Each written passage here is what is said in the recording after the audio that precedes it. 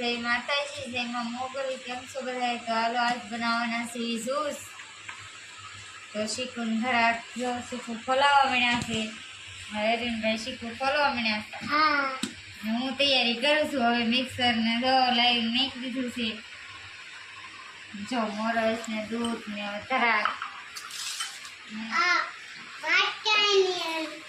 પેલા તો શીખું ખોલવા પડશે ને.